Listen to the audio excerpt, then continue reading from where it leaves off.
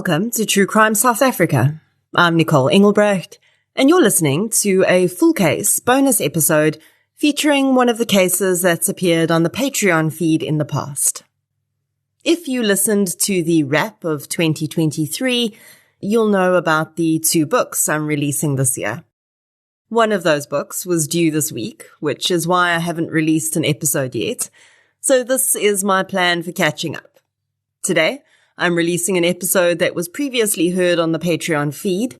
It's a full case, so no corners cut, but you will have heard it before if you are a Patreon member. If you aren't a Patreon member, and you'd like to be, after you've listened to this episode, I strongly recommend you head over and sign up. Then you'll also have a brand new to everyone episode in your feed again this weekend. Everyone cool with that? Good. Glad to hear it. So, let's get into your full case bonus episode, The Murder of Anisha van Niekerk.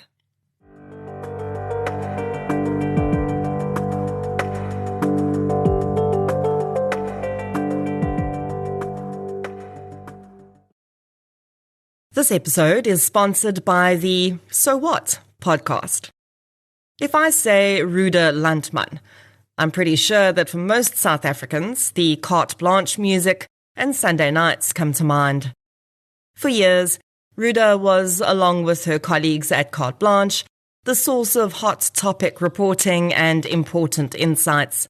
And just because she's no longer on the show doesn't mean that incredible journalistic brain has stopped assessing the world in its unique way. Considering her husband, JP, is a political economic analyst, I'm pretty sure the big issue delving continues to this day in the Landman home. Imagine what that dinner table conversation is like. Well, the Landmans thought that their dinner table conversations were pretty interesting too. So they started recording them. And now it's a podcast. Here's Ruda to tell you more about the So What podcast. Hello, I am Ruda Landman, host of the So What podcast, in which political economic analyst JP Landman takes a deep dive into one South African issue at a time. Whether it's load shedding, corruption, politics, economics, foreign policy, or anything in between, this is where you will find facts and insights to make informed decisions. The So What podcast, published monthly on all major platforms.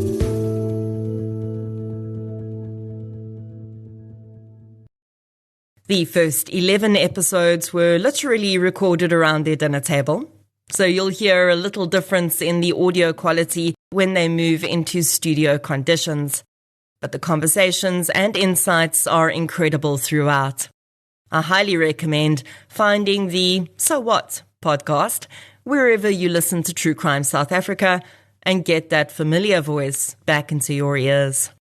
A huge thank you to the So What podcast for supporting True Crime South Africa.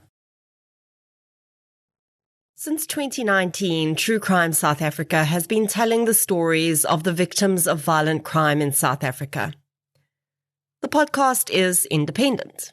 That means no big or even little corporates fund it. And that's just the way I like it. And it's the only independent podcast in South Africa that consistently charts in the top 10.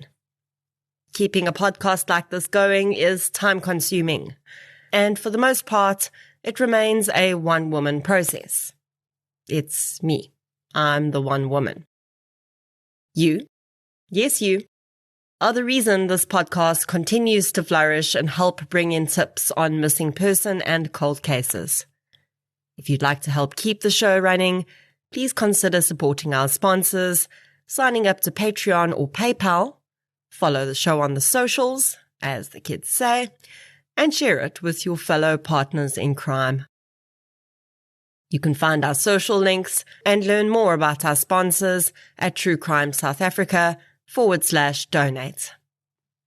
The following episode may contain sensitive material, including descriptions of violence, sexual assault, or graphic descriptions of injuries to victims.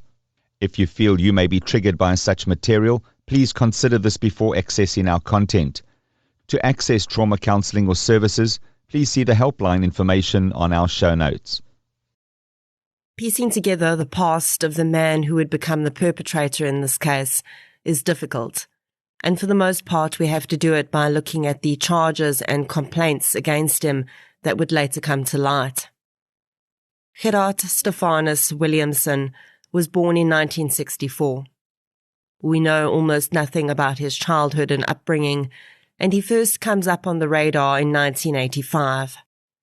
He'd married young, at 21, and his first wife was just 20. In 1985, Gerard first assaulted his wife.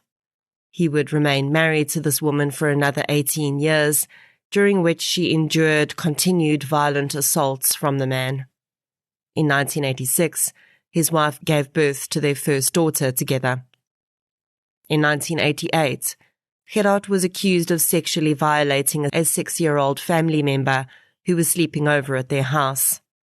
That case was never brought to court, and it's unknown as to whether any criminal charges were laid against him.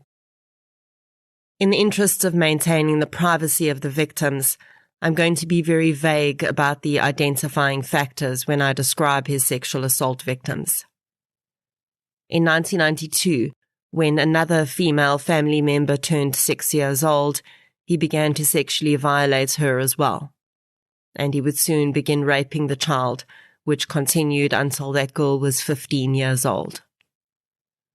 Again, there seems to be no indication that these assaults and rapes were ever reported to police or investigated when they happened. We don't know whether the child had ever informed her caregivers of the incidents, but they did come up later on. The reason why these rapes may have stopped when the child was 15 is also unclear, but it's very possible that a separation in relationships may have prompted it, or the child may have simply become old enough that either Williamson was no longer sexually interested in her, or she herself threatened to go public if it didn't stop. In 1993, Williamson once again raped his first sexual assault victim, who was by then 11 years old. 3 years later, he would finally stand in a courtroom to face a sexual assault charge when a 9-year-old girl from Moinoi accused the man of sexually assaulting her. Devastatingly, Williamson would be acquitted on this charge. Why this happened or whether any of his history was presented in court is unknown, but I cannot imagine the further traumatization of this young girl who was brave enough to speak up, only to have her story not taken as truth, and her abuser was released to walk the streets again. As part of that same case, though, Williamson was found guilty of assault, in that he'd struck a 27-year-old woman with a fist in the face.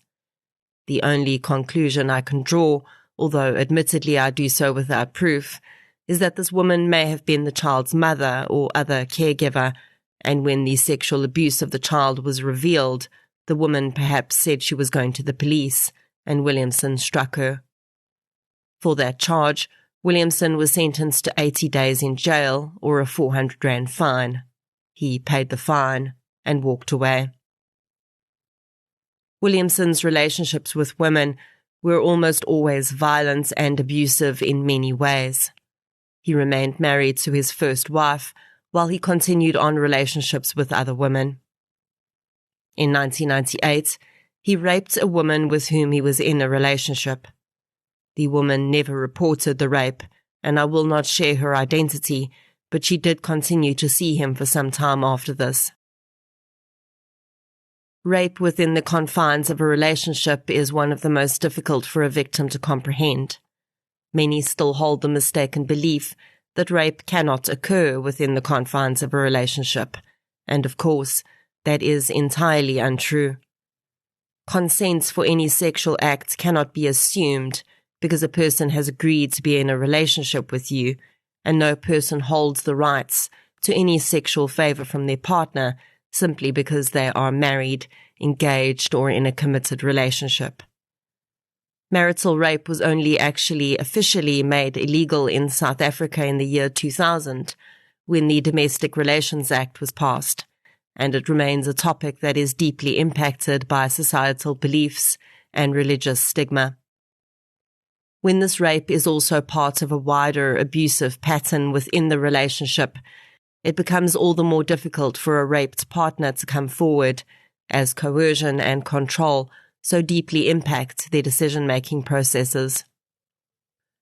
By the mid-90s, Williamson had become involved in a relationship with a woman who would become his second wife. Jane van Niekerk was the same age as Williamson when she became involved with him, and she had a young daughter, Anisha. Anisha was in her early teens when her mother met and eventually married Gerard Williamson. And if you've been paying attention to this man's previous crimes, you might already be getting a sinking feeling in your gut. And yes, unfortunately that feeling is entirely warranted. Except that with Jane and her daughter Anisha, he would take his horrific actions further than he ever had before. One thing I'd like to point out before I go any further is a name issue that may be confusing to those of you who are familiar with other well-publicized South African crimes. This case was not very big in the media for various reasons, but there was another well-publicized case with a victim of the same name, Anisha van Niekerk. And I don't want you to get the two confused, because I initially did in the beginning. I covered the murders of Anisha and Joey van Niekerk in episode 78 of the True Crime South Africa podcast. So when I stumbled across this case, it took me a moment to realize that it wasn't the same instance. But indeed, these are two very different victims and two completely separate cases. Although we don't know how soon after their marriage Gerard Williamson started becoming abusive and violent toward Anisha, with Jane, it started before they were even married. In 1999, Jane laid a charge of assault against Gerard after he punched her in the face at their home. As is so often the case with victims of domestic violence, Jane withdrew the case before it could make it to court. In 2000, Gerard's employer at the time brought charges against him for the fraudulent use of his company petrol card. This case was also withdrawn before it could make it to court. It appears that at some point around here, Gerard and Jane broke up for a short while, and he met and became engaged to another woman. But in 2001, that relationship ended very badly when the woman discovered that Gerard was sexually assaulting her 6-year-old daughter. She did lay charges against him, and they did make it to court. But devastatingly, Gerard was found not guilty. As part of this same case, Gerard was also charged with assaulting a minor child who he punched in the face. This child was the son of his fiancée at the time, and he held a gun to the head of his fiancée and threatened to shoot her. The latter two charges were withdrawn. Now, I don't have any details about all of these cases that were brought against Williamson, nor why certain charges were withdrawn and some charges were unsuccessful against him. Considering this man's significant history of aggression and threats, I can only think that a lot of this had to do with him threatening witnesses. It's honestly terrifying to me, though, that someone like this could constantly get away with what he was doing. In a very sad way, I can almost understand the sexual abuse against children charges failing, because the successful prosecution rate on such cases is very low for various reasons. But how was he getting away with it when he was building such a significant history? He was literally abusing every single partner he was with, and he was with multiple women at once. And he wasn't just abusing them. He seemed to be purposefully selecting women who had young children, because almost all his partners had young female children who would go on to be abused and sexually assaulted by Williamson. It's just horrific. There's no other word for it. The extensive nature of this man's relationships is also quite shocking. He was not an unattractive man, but he certainly wasn't exceedingly good-looking. But we know that often abusive people like this are also very manipulative, charming, and fun to be around, at least in the beginning. They know exactly how to love bomb and gaslight people right into their nets. And clearly, Gerard Williamson was very good at that. By 2003, he was engaged to yet another woman, and again, that relationship ended with him raping that woman's 16-year-old daughter. That case was withdrawn. Later in that same year, Williamson had an altercation with his first wife and his own son, which turned violent. He was charged with assaulting both of them and found guilty. His penalty? A 500 Rand admission of guilt fine. I cannot help but think that all of these cases being withdrawn, and when he was found guilty, these pathetic sentences, would only have served to embolden this criminal. He would likely have felt that he was being given permission to go right ahead and do exactly as he pleased, or even escalate. And that's exactly what he did. Over the next 4 years, Gerard and Jane rekindled their relationship on and off, and in 2007, he was living with Jane in her home in Kempton Park.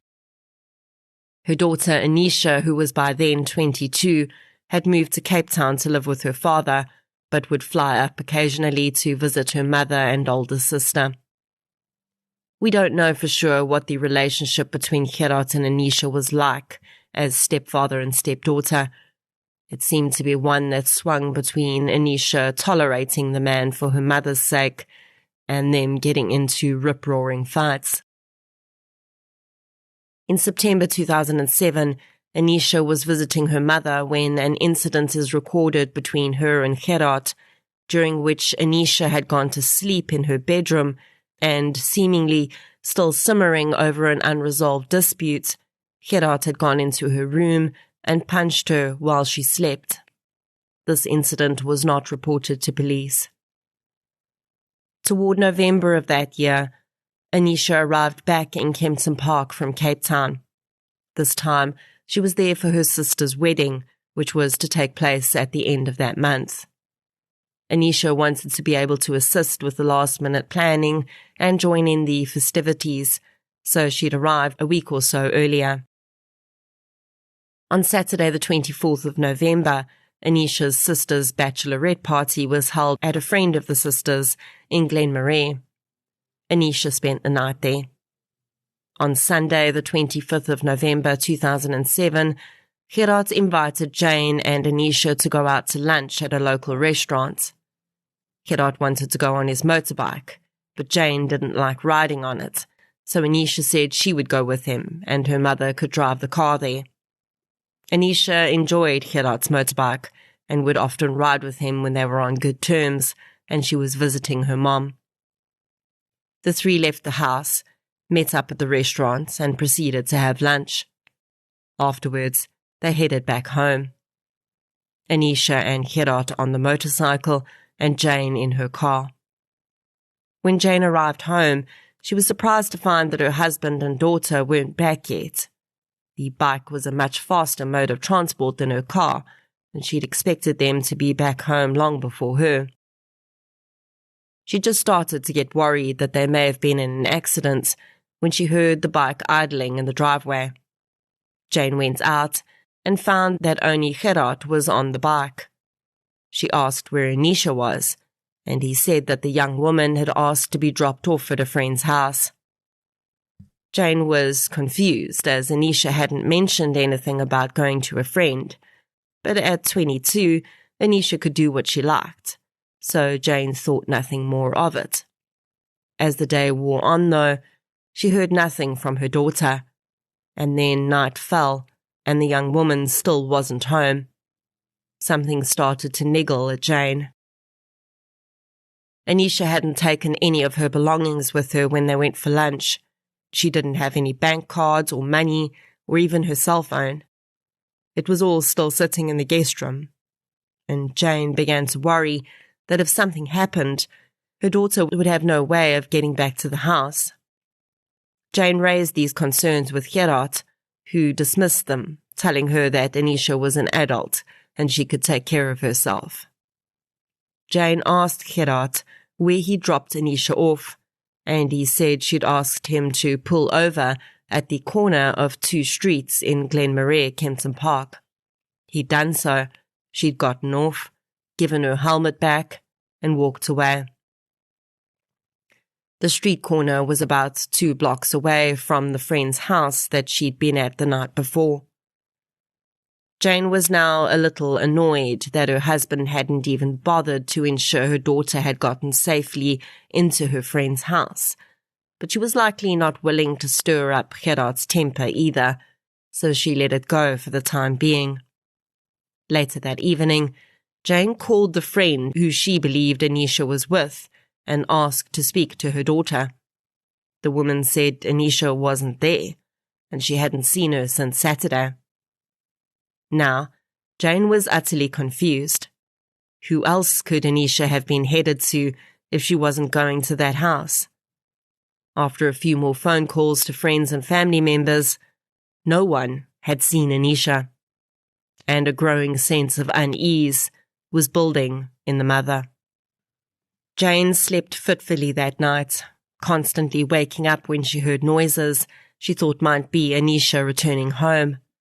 At one point, she fell into a deeper sleep for a while and woke to the headlights of a vehicle and the sound of Gerard's 4x4 bakkie engine being turned off in the driveway. When he came into the bedroom, he seemed annoyed to see her awake. Jane asked him where he'd been, and he said he'd gone to look for Anisha because he was also worried about her. Jane accepted this, but found it impossible to fall asleep again that night.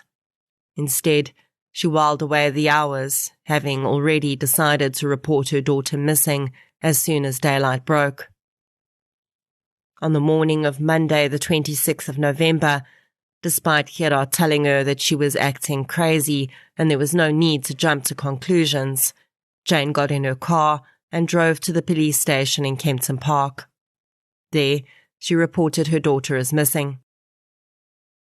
The missing persons case was assigned to Inspector Figizolo, and Anisha's photograph was circulated to local missing person organizations, including the Pink Ladies, who created and distributed flyers in an attempt to locate the young woman. Now, we don't have much information about this part of the investigation, and there may well have been a fast and thorough search done for the young woman.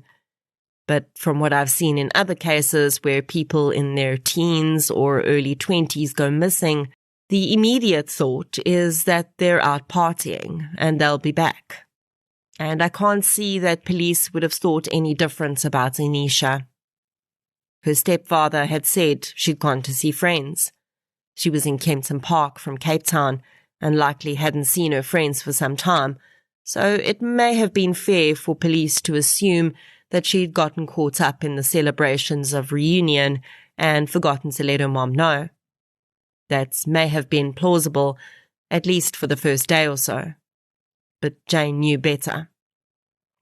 She didn't believe that her daughter would abandon all the plans she'd made with her sister for her wedding preparations. What made it worse was that they'd been unable to identify any other friends that Anisha might have had living in the Glenmarais area. Why would she have asked to be dropped off on a street corner and not at a house? In checking her cell phone, it also didn't appear that she'd had any communications with anyone in Kempton Park since she'd arrived. So why would she randomly pitch up at someone's house on a Sunday afternoon? It just didn't make sense. As the days started to pass without any word from Anisha, all her mother could hope was that the young woman would at least arrive at her sister's wedding. If she'd gone off on some uncharacteristic bender, everyone knew that she would not miss the wedding for anything in the world. As the 1st of December and the wedding day arrived, everyone held their breath in anticipation of Anisha's arrival. She would come rushing through the door, muttering apologies, looking as beautiful as ever, and ask if her dress was there. But the ceremony came and went, and then the reception. and there was no sign of Anisha. What should have been one of the most joyous days of her sister's life was now marred by the knowledge that Anisha was not okay, because if she was, she would have been there. 2 days later, on the 3rd of December 2007, a man walking on the side of the Bapsfontein-Bronkhorstspruit Road made a grisly discovery. The body of a female was found lying meters from the road's edge. When police arrived at the scene, they found the severely decomposed woman lying on her stomach. Her arms were outstretched above her head, and she was nude except for a shirt which had been pulled up over her breasts. When forensics teams arrived, the first thing they noticed was that there was no sign of blood at the scene, despite the woman having a significant head injury. The murder didn't appear to have taken place at that location. There was no form of identification on or near the body, and due to the severe head injury which had resulted in parts of the skull being crushed, facial identification was going to be impossible. This left investigators with two options: fingerprints and DNA. Taking fingerprints from a severely decomposed body is a very difficult task, but not impossible. What makes it difficult is the skin slippage that starts to occur as a result of decomposition. This is when the top layers of the skin start to break away from the tissue underneath, and it makes handling a decomposed body very difficult too. It is the same skin slippage process, though, that when handled carefully can help investigators to still use the unique ridges and whorls on the fingers of a deceased person to identify them. What happens in this case is that on the autopsy table, the skin from the victim's fingers will be very carefully incised and slid off each of the finger bones. Then, someone with gloved hands will roll that skin onto their own fingers, over their gloves, and if all goes well, you have reconstituted the deceased person's fingerprints. In some way, bringing them back to life, for just a moment, so that they can play a role in reclaiming their own identity. Investigating a murder in which the deceased is unidentified is notoriously difficult. In fact, for the most part, such cases are only solved when they're part of a series that can be identified, and similar fact evidence can be used to prove that all victims, regardless of whether identity is known or not, were killed by the same individual. It is for this reason that investigators knew that if they wanted to find out who had caused this woman to be laying deceased in the bushes, they would have to first find her name.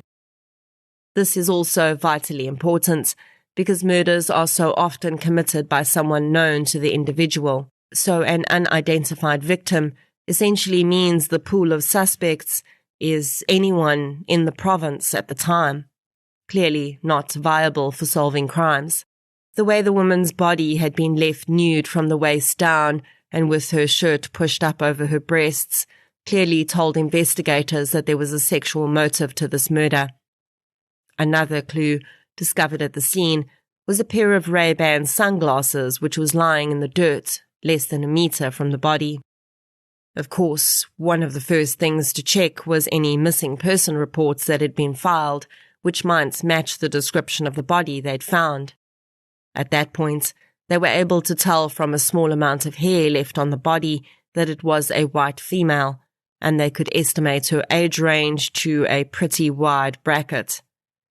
The most likely match to this description was a missing persons report filed on the 26th of November for Anisha van Niekerk. Anisha's description matched what could still be seen of the body's features in terms of race and age, and the clothing she was last seen wearing also matched the shirt found on the body, although that too was badly damaged from being out in the elements and exposed to bodily fluids for 10 days. Investigators requested Anisha's fingerprints from Home Affairs records and compared them to the fingerprints obtained from the body by the method I described earlier. At the same time, a femur bone from the body was removed and sent to the lab for DNA extraction. If the fingerprints matched closely enough, DNA would be the final box check in identification. Sadly, the fingerprints were a match, and on the 7th of December, Jane Williamson was advised that the body of her daughter had been discovered and identified. Anisha had been murdered. From the condition of the body, the pathologist was able to determine that Anisha had very likely died on the same day she disappeared or very close to it. After informing the mother of the heartbreaking news, and with Anisha's missing person case now a murder investigation, detectives asked permission to search the house for evidence. Jane agreed. Of course, she knew her daughter had not come to any harm in her home. All the while, Gerard Williamson sat beside his wife, rubbing her shoulder, consoling her. He couldn't believe it, he said. Not Anisha. She'd been like a daughter to him. After providing a statement to investigators about what had happened on the day of Anisha's disappearance, police asked Gerard to hand over the helmet and jacket that Anisha had been wearing on the motorbike the day she went missing. He duly did so, and police took this as well as a few of the girls' personal items that remained at the house with them. The next few weeks would be a flurry of activity in the investigation, as dual legs of the investigation looked into the possibility that the last person to see her alive, Gerard Williamson, could be the suspect. But at the same time, the possibility she'd indeed been dropped off in Glenmarais could not be discounted entirely. So until the evidence started to point wholly in one direction or another, both options had to be kept open. When detectives started to chat to people about Gerard Williamson, though, alarm bells began to go off. This is when his history of violence and sexual assault started to emerge, both the reported and the unreported cases. Pretty early on in the investigation, the investigating officer had asked for the assistance of the investigative psychology unit. Lieutenant Colonel Jan de Lange was appointed to assist, as he had significant experience in investigating sexually motivated crimes. When de Lange looked at Williamson's history, a picture started to form in his mind. This man was a serial offender. Despite never having been found guilty of a sexual crime, the long list of complaints against him could not be ignored. These victims were not making up their accounts, certainly not so many of them, and with such regularity and similar modus operandi. Williamson, it appeared, had gone through his entire adult life, targeting the female children of his partners, as well as other young family members. Anisha, despite being older than most of his victims, certainly fit his victim profile. Unfortunately, due to the advanced decomposition, no testable DNA was found during a rape kit performed on Anisha's body, but detectives thought if they could find enough other evidence, they wouldn't need Williamson's DNA in Anisha's body to prove this murder. The Ray-Ban sunglasses found at the scene would soon prove to be vital when police searched Williamson's phone and found a photograph he'd asked Jane to take of him while he was driving. In the picture, he was wearing Ray-Ban sunglasses. When they questioned Jane Williamson, she said that her husband had owned sunglasses like the one they'd showed her in the evidence packet, and that she hadn't seen them since Anisha had disappeared. In some really great detective work, police were able to use facial recognition technology software to compare the sunglasses they'd found at the scene to the ones in the photograph of Gerard Williamson. Using several distinct characteristics of the sunglasses in question, police were able to conclusively show that these were the same sunglasses that Williamson had owned. Then came the final nail in Williamson's coffin. On the 25th of February 2008, investigators received news that blood found inside the visor screw of the helmet which Anisha had been wearing when she disappeared, was a match to her blood. This was more than enough evidence to arrest Gerard Williamson for the murder of his stepdaughter Anisha. And later that day, that is exactly what happened. Jane Williamson had not wanted to believe that her husband could be responsible for the murder of her daughter. She tried to explain away the evidence that seemed to be mounting against him, but on that day, as he was handcuffed in her home and led away, she could no longer deny the truth. For the first few days after his arrest, Gerard Williamson refused to speak to police, except to insist that he was innocent. But late on the 27th of February, Williamson asked to speak to the investigating officer. He would go on to deliver a confession of the following events. Williamson said that on Sunday, when Anisha had disappeared, they'd been riding home on the motorbike when he'd pulled over on the side of the road and killed Anisha in a nearby stretch of veld. He gave no reason for killing her and refused to admit any sexual motive to his crime. He said he'd hit Anisha in the head with a large rock until she was dead. Anisha's skull had been sent to the University of Pretoria for reconstruction due to the extensive fractures she'd sustained and the nature of injuries lined up with multiple blunt force blows from an object such as a rock. He said that he dragged her body into some bushes and then gone home to Jane. He confirmed that that night, when Jane had said he'd woken up and gone out, and he'd claimed he'd been looking for Anisha, he'd actually gone back to collect her body and deposit it in an area closer to Glenmarais to try and match up with his story. He didn't want her body to be found on the route he would have taken home from the restaurant. He dumped Anisha's body in the spot where it was later found.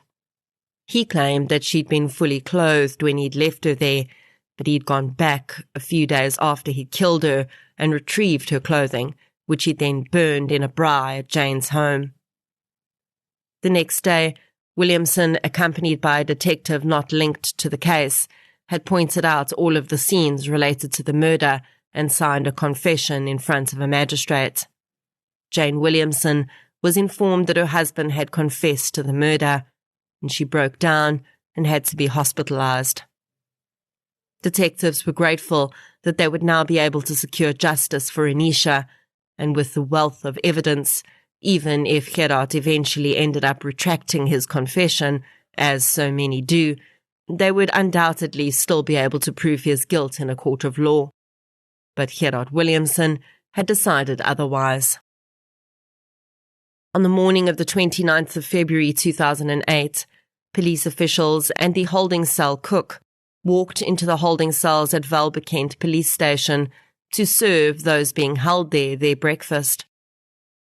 They found Gerard Williamson hanging from the bars on his window. He was dead. Williamson had torn a handle from a sports bag that was in the cell with him, climbed up onto the bed, used a pile of blankets to stand on, tied the end of the handle to the bars on the window, and ended his life. Anisha's family was given the news later that day.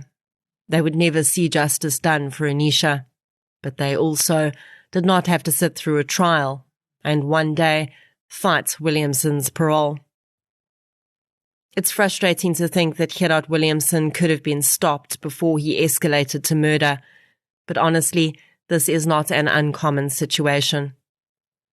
The world over, these types of habitually violent offenders will go through their entire lives, assaulting and abusing, and either continually get themselves out of these situations, or for whatever reason, the law doesn't catch up with them. But even if Williamson had been found guilty on one of the sexual abuse charges against him, it's unlikely he would have seen any significant jail sentence for his early crimes. In the UK, they've acknowledged that a person's history of complaints must be taken into account by police officers when assessing the risk of a domestic violence situation. But this is a discretionary policy, and still, to this day, people like Gerard Williamson continue to commit crimes around the world because cases are viewed in isolation rather than with the history behind it. As far as we know, this is the first time Williamson committed murder. I don't think there is any doubt that he raped Anisha and that her death was a direct result of this. She was far older and more likely to fight back, and also to be believed if she went to police. But this was not a crime of desperation. Williamson was extremely calculated about how he carried out this crime, and he had to have known that Anisha would not give in to his advances when he pulled over on the side of the road that day. I don't know exactly what was going through his head, but maybe he planned to kill her all along. His partial confession, in my opinion, was a slap in the face. He may have at least provided confirmation to his still disbelieving wife, but he didn't have the courage to say why, nor to admit that he'd raped Anisha. So now her mother and siblings have to live with not understanding what was going through this man's head when he did this terrible thing. I'm never one to call suicide cowardly. I don't believe in other situations it is that at all. I believe the act of ending one's own life is often the only course of action a person sees as right for them at that time. In this case, though, Williamson knew very well that he was exposed. His run as an untouched sex offender and abuser was over, and rather than face the consequences and his victim's family in a court of law and risk having his entire history presented to the public, he decided he was going to take that one last act of control and exit on his own terms. Anisha van Niekerk was an absolutely gorgeous young woman. Her smiling face beams out from photographs, and you can almost hear her laughter echoing from that moment in time. There are many survivors of Williamson's crimes. One woman commented on a blog post that the man had raped her when she was a child. She said that her mother knew about the rape and did nothing to protect her. Silence within families about sexual abuse is a dangerous thing.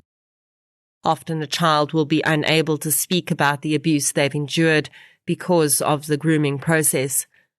But just as often they do speak up, and the family decides it's better to deal with the matter without police.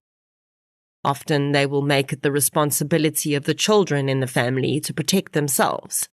Don't be alone in the same room with Uncle so-and-so, okay?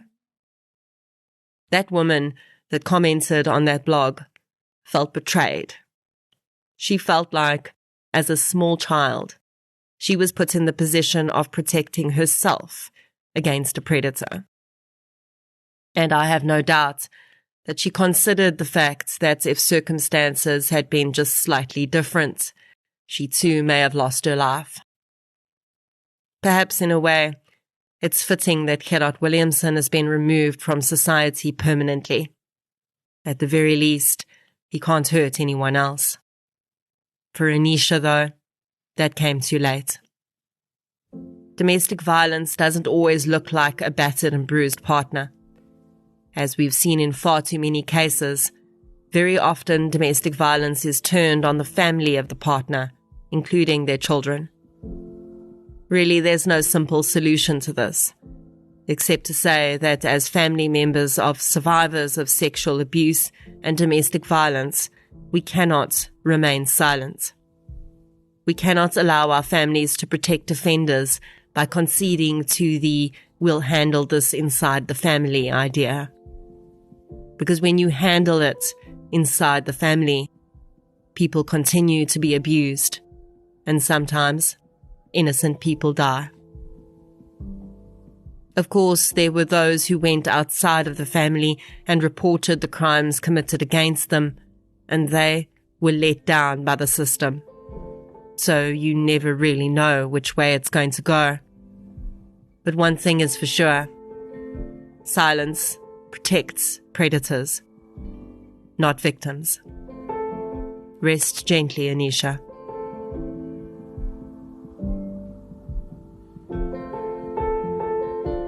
If you'd like to hear more victim-focused true crime content, please subscribe to True Crime South Africa on Spotify or the platform you're using to listen right now.